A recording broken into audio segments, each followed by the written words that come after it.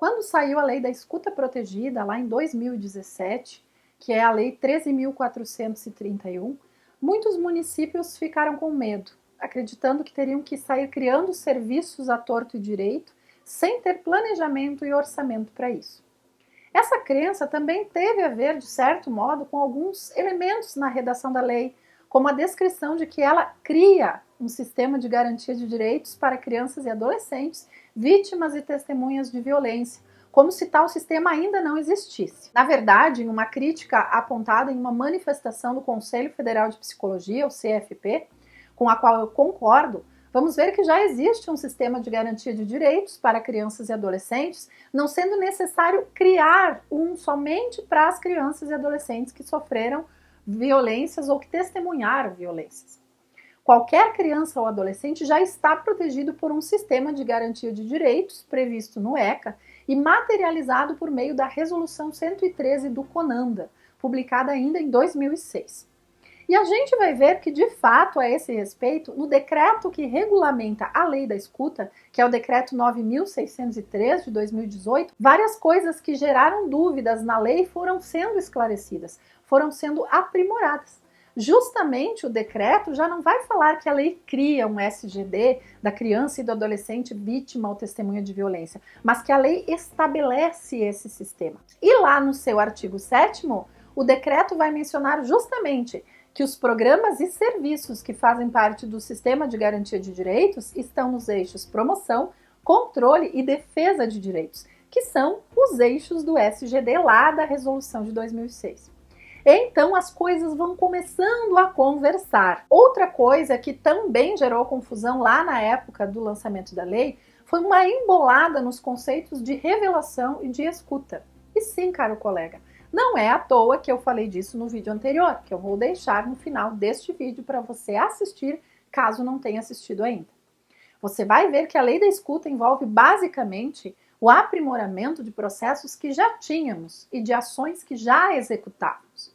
E se você ainda tem medão da lei e acha que ela é um bicho de 7 cabeças, eu vou mostrar que não é bem assim.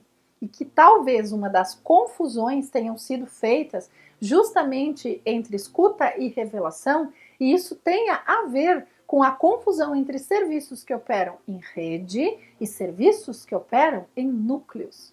Daí a necessidade de clarificar esses conceitos básicos e entender o que acontece em um tipo de serviço e o que acontece em outro tipo de serviço. Vamos juntos? Eu sou Ana Pincolini e esse é o Suas Conversas.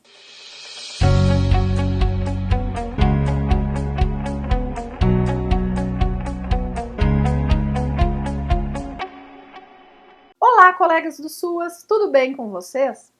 Hoje eu vou tentar limpar uma confusão que eu vi acontecer muito com a lei da escuta, lá no começo, mas que vi alguns municípios ainda fazendo, ainda mergulhados nessas dúvidas. Acho que aí teve um pouco de tudo, de desinformação, de medão, de embolada conceitual, mas vamos tentar desatar esse nó hoje e ajustar as coisas. Mas antes eu convido você a curtir esse vídeo e se inscrever aqui no canal. Se você gosta dos nossos conteúdos aqui nas Suas Conversas, compartilhe, curta, comente. A sua participação é fundamental para aprimorar o nosso canal. Se os nossos vídeos ajudam a sua cidade, curtindo eles, você pode ajudar os nossos vídeos a ajudarem mais cidades. E visite o nosso Insta e o nosso site, que eu deixo os endereços aqui abaixo do player. Conheça também o meu livro, os meus cursos e a ferramenta funil de aprimoramento do PAIF, que são produtos pensados para aprimorar o cotidiano de quem está lá no miudinho do atendimento no SUAS.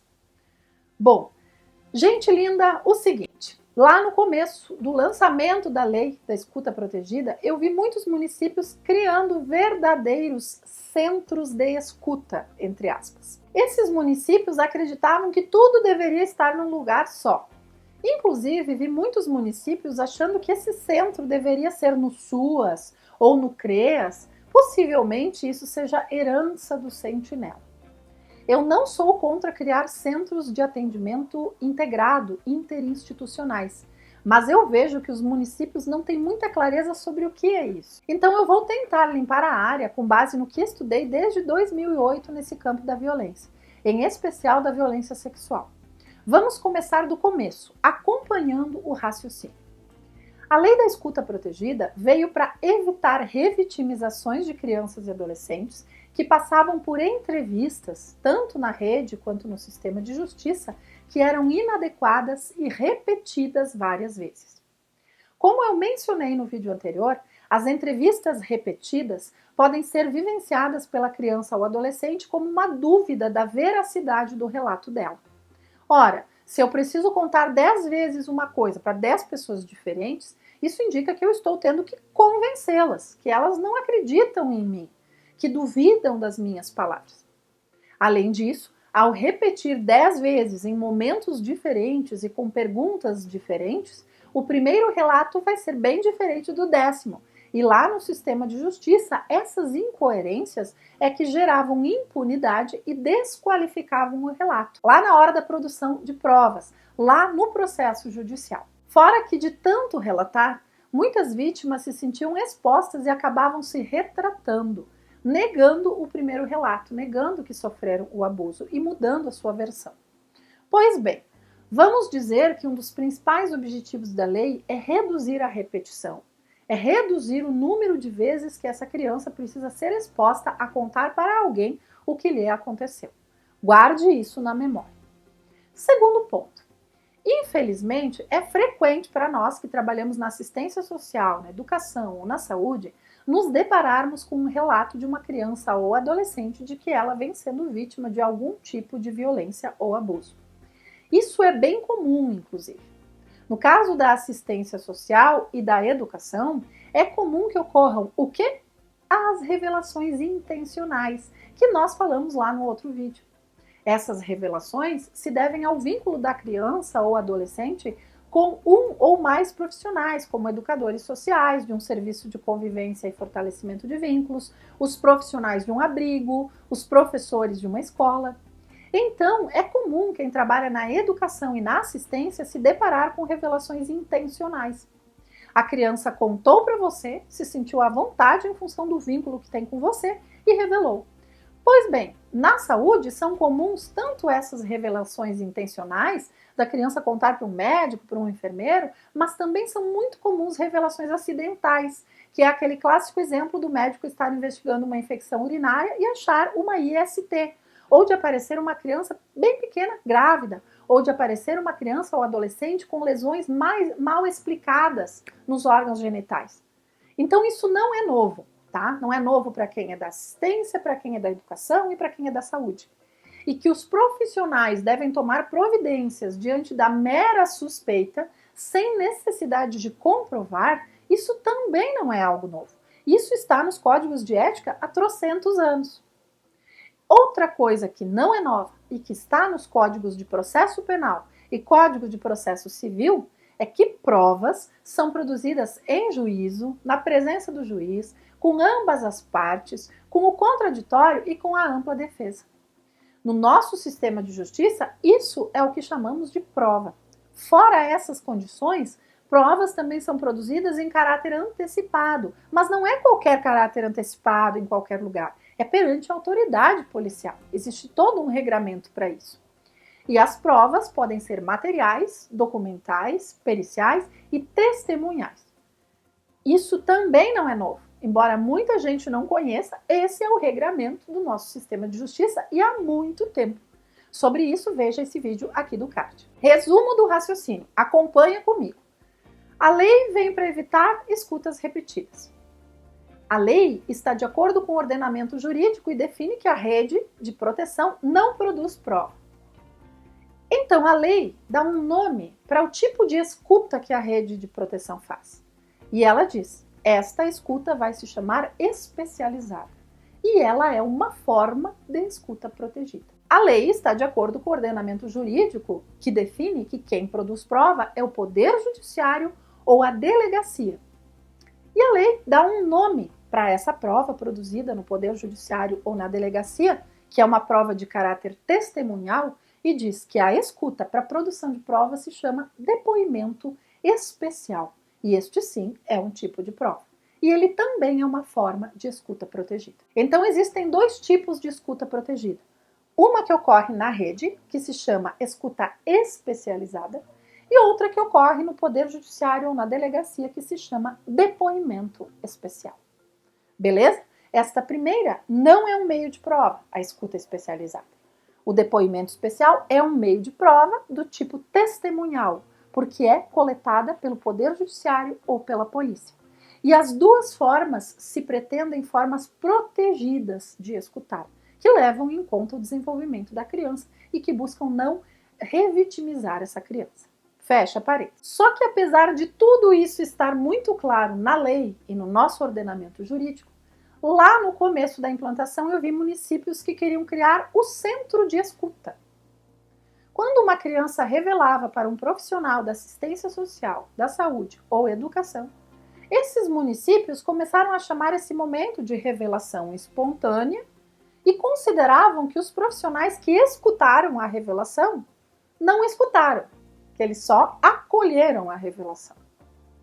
Aí o fluxo envolvia fazer a criança ser escutada de novo, em uma segunda escuta, que aí sim era chamada de especializada, mas que ainda não era a prova, porque não era feita perante a autoridade judicial e nem policial, gerando uma segunda escuta. Vocês percebem?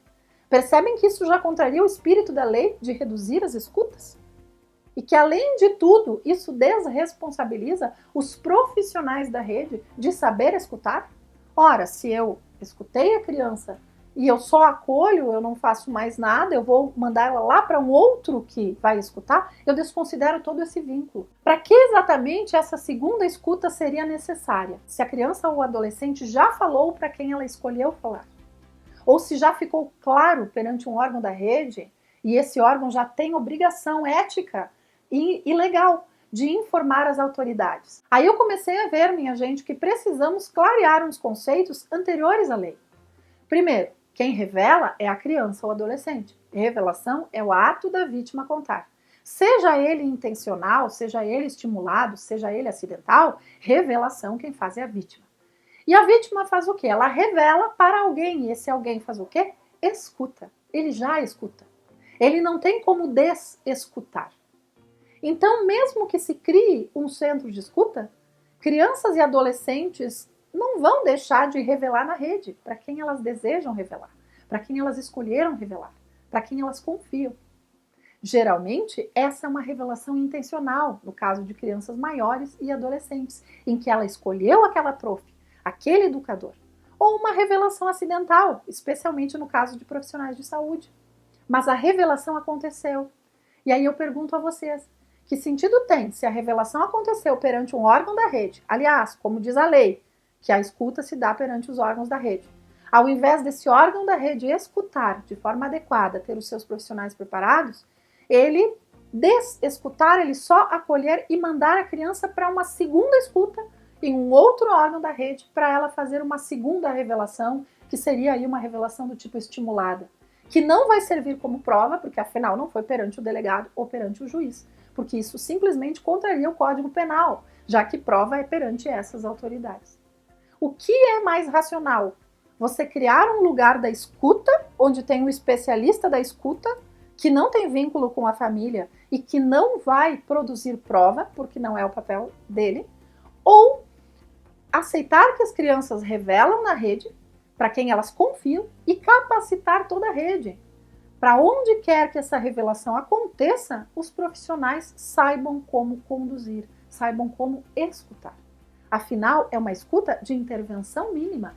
Não é, embora o nome diga escuta especializada, isso também eu acho que atrapalhou, é uma escuta de intervenção mínima, de questionamentos mínimos, de livre relato. Não é uma entrevista forense com quesitos e protocolos de entrevista. Isso não é nem indicado para escuta na rede. Não é interessante eu querer jogar para um núcleo um tipo de acontecimento que ocorre, infelizmente, rotineiramente, em serviços que são organizados em rede. Como eu disse, infelizmente é rotineiro que crianças ou adolescentes revelem violências em serviços das redes de saúde, assistência social e educação. A existência do núcleo não vai inibir isso, porque é ali que está o vínculo. Via de regra, é ali que a criança vai trazer. No Brasil, as políticas sociais básicas, que são a saúde, a educação e a assistência social, são organizadas em rede, todas elas. Ou seja, elas estão espalhadas pelos territórios. É lá que você vê os CRAS, as UBSs, as escolas, os CREAS, quando existe mais de um. Então, via de regra, se o lugar da escuta é a rede, capacite a sua rede inteira para fazer a escuta. Afinal, é na sua rede que as revelações, em especial as acidentais e intencionais, vão chegar. Muito bem. Mas então você é contra centros de atendimento integrado? Para que existem os centros de atendimento integrado? Por que é interessante que eles existam? É lógico que é interessante que eles existam. E eu sou super a favor que eles existam. Só que, diferente das políticas sociais básicas que funcionam em rede, existem alguns serviços que funcionam melhor quando centralizados em um núcleo. Por exemplo, vamos dizer que a criança chega em um hospital com sinais evidentes de violência sexual grave. Esse hospital vai ter que prestar os cuidados, mas também vai ter que seguir procedimentos que já existem no SUS para não ocorrer a perda de vestígios. Afinal, nas lesões da criança pode ter DNA de quem a agrediu. Só que o hospital também não é polícia e também não é o poder judiciário, portanto, ele também não produz provas. Mas ele precisa coletar e conservar os vestígios e esses vestígios vão ter que ser analisados por um setor. Você concorda que é bem interessante que a cidade conte com um núcleo preferencialmente próximo ou junto a esse hospital e que esse núcleo já conte com a delegacia da criança e adolescente? Sabendo que é a polícia quem produz provas, sabendo que perícias são meios de prova, sabendo que é o delegado quem solicita perícias, ele é a autoridade que solicita, não é interessante que tanto a delegacia quanto os peritos do IGP, do Instituto Geral de Perícias, ou da Polícia Técnico-Científica estejam neste mesmo núcleo ali, delegacia, peritos? Você teria o atendimento de saúde na rede, num hospital, geralmente um hospital de referência, que sim, não produz provas, mas logo depois, ato contínuo, você teria um núcleo onde ocorre registro da ocorrência policial, coleta de depoimento especial, dependendo da situação, que é uma prova testemunhal, coleta pelo delegado aí, perícia médico-legal, perícia psicológica, enfim, todas as provas periciais, tudo isso junto. Para a maior parte dos municípios, a engronha não está no cuidado e na proteção. A saúde, a assistência, a educação já fazem a parte delas. O Conselho Tutelar já faz a sua parte. A maior parte dos municípios tem fragilidade na parte da investigação. E investigação inclui perícia, inclui coleta de depoimento em caráter antecipado, inclui todos esses elementos, ou seja, elementos que têm a ver com a polícia, com a delegacia. Então, é bem importante que os núcleos de atendimento integrado contem com estes órgãos. Delegacia, perícia oficial, até Ministério Público para aplicar medidas que sejam necessárias e Poder Judiciário se quisesse. Não existe uma configuração padronizada, mas o que eu não acho interessante é jogar para dentro do núcleo funções que seriam da rede e, enquanto isso, continuar com as mesmas fragilidades, que ocorrem justamente onde? Na investigação, no acesso a perícias, no acesso à coleta de depoimentos por órgãos oficiais, como o Poder Judiciário e a delegacia.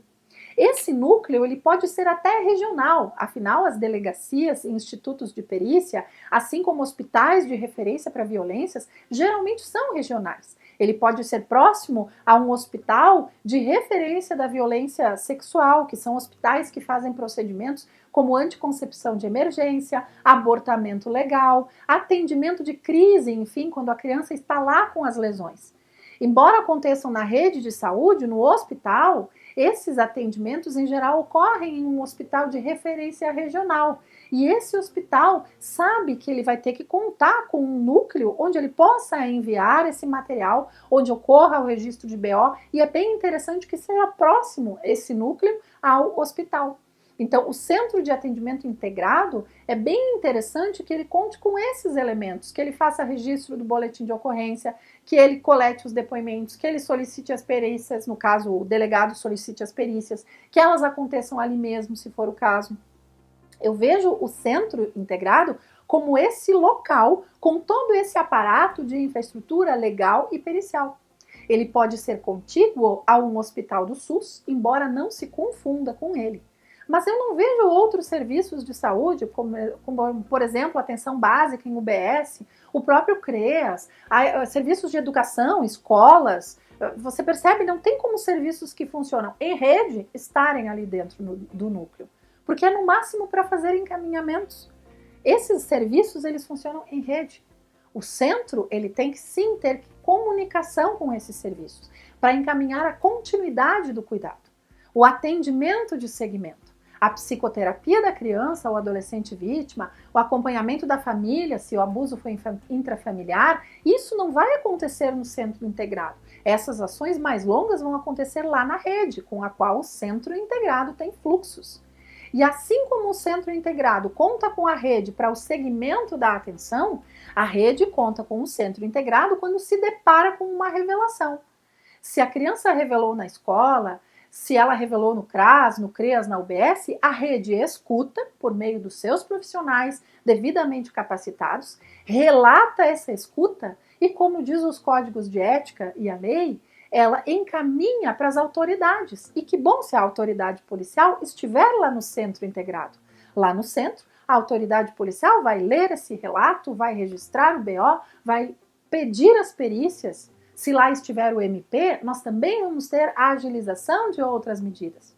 E se a cidade não tem um centro integrado ou não tem um regional, aí o fluxo dessa rede vai ter que ser com a delegacia, com as perícias, com o Ministério Público e vai continuar com esses órgãos, cada um funcionando na sua sede. O que é importante é a gente pensar que o SUS e a educação, que fazem a escuta especializada, funcionam em rede.